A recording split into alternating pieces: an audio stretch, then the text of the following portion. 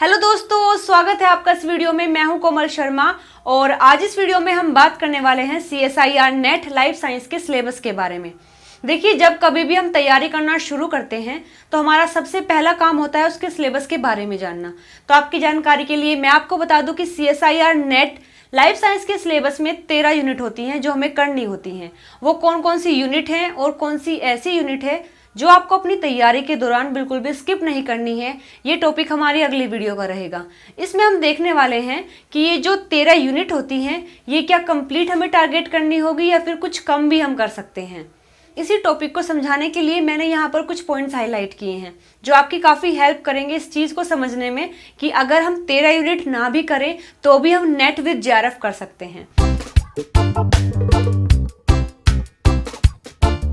तो जैसे कि हम जानते हैं कि CSIR नेट लाइफ साइंस के अंदर टोटल 3 पार्ट होते हैं, part A, part B and part C. Part A के अंदर जनरल एप्टीट्यूड आता है, पार्ट बी और सी के अंदर लाइफ साइंस के सब्जेक्ट्स पार्ट आते हैं। तो देखिए, पार्ट बी में जैसे कि हम जानते हैं 50 क्वेश्चंस हमें मिलते हैं एग्जाम के दौरान और हमें केवल 35 ही करने होते हैं। इन 50 क्वेश्चंस में से हमें 35 ही करने होते हैं और यहाँ पर 15 क्वेश्चन ऐसे होते हैं जो कि चॉइस में रहते हैं जिन्हें आप छोड़ भी सकते हैं। पार्ट सी की अगर बात की जाए तो पार्ट सी में हमें 75 क्वेश्चन मिलते हैं और 75 में हमें केवल 25 ही करने होते हैं और यहाँ पर हमारे पास 50 क्वेश्चन ऐसे हैं जो कि चॉइस में होते हैं। तो इस पेपर का पैटर्न देखने के बाद हम कह सकते हैं कि नेट लाइफ साइंस के अंदर high number of questions as well as high number choice होती हैं। तो इसके बिहाफ पर मैं आपको कह सकती हूँ कि अगर आप 13 यूनिट ना भी करें तो भी आप क्या कर सकते हैं, नेट विद JRF कर सकते हैं। अब सवाल ये आता है कि अगर 13 कंप्लीट नहीं करनी है तो हमें कितनी यूनिट मिनिमम करनी होंगी जिससे कि हम नेट कर सकें। तो चलिए इस पॉइंट को समझाने के लिए भी मैं कुछ हाइलाइट्स यहाँ पर करती हूँ। लास्ट ईयर के कई सारे पेपर को एनालाइज करने के बाद मैंने फाइंड आउट किया है कि नेट के अंदर एक यूनिट 20 से 45 मार्क्स की आती है, यानी कि वो 20 मार्क्स की भी आ सकती है, 25 मार्क्स की भी आ सकती है, 35 की भी आ सकती है एंड 45 तक भी आ सकती है। लेकिन एक सेफ साइड के लिए हम मान लेते हैं कि वो 20 मार्क्स की आती है, एक यूनिट 20 मार्क्स की आती है। तो देखिए, केस फर्स्ट ये है कि अगर आप 6 यूनिट को तैयार करते हैं अपने पेपर के लिए, अगर आप 6 यूनिट को तैयार करते हैं तब क्या क्राइटेरिया रहेगा। देखिए, ये नंबर ऑफ यूनिट है और ये मार्क्स हैं जो हमने कंसीडर किए हैं कि एक यूनिट कैरी करती है। तो टोटल आपने 120 मार्क्स का तैयार किया है। लेकिन 120 मार्क्स में आपने तैयार तो किया है लेकिन कभी भी आपके एग्जाम में 120 मार्क्स नहीं आ सकते।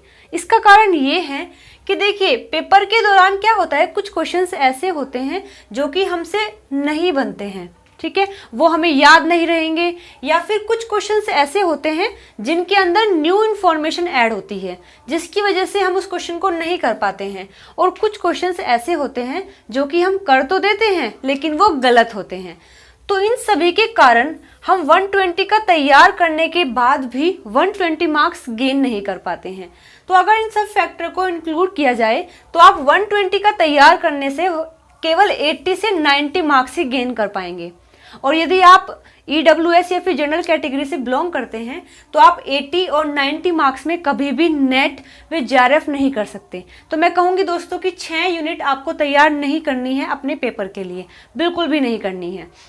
देखिए, अब सेकंड केस हमारे पास ये है कि अगर हम 9 यूनिट को तैयार करते हैं अपने पेपर के लिए तब क्या रहेगा। देखिए, ये हमारे पास नंबर ऑफ यूनिट्स हैं और ये हमारे पास मार्क्स हैं जो हमने कंसिडर किए हैं। तो टोटल आपने यहाँ पर 180 मार्क्स का तैयार किया है। अब यहाँ पर भी ये तीनों क्राइटेरिया फुल होंगे, जैसे कि आपसे कुछ क्वेश्चन नहीं बनेंगे, कुछ क्वेश्चन आप गलत कर देंगे और कुछ क्वेश्चंस ऐसे होंगे जो कि आप भूल जाएंगे। लेकिन इन सब के होने के बाद भी अगर आप 180 का तैयार करते हैं या फिर 9 यूनिट को तैयार करते हैं तो आप 130 से 140 मार्क्स गेन कर सकते हैं।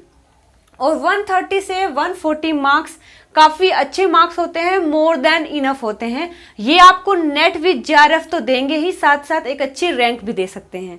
तो मैं ये कहूँगी दोस्तों कि अगर आप नेट विद JRF करना चाहते हैं तो टोटल 13 यूनिट ना करने के बजाय आप 9 से 10 यूनिट भी अगर कर लेंगे तो भी आप अच्छा स्कोर कर सकते हैं।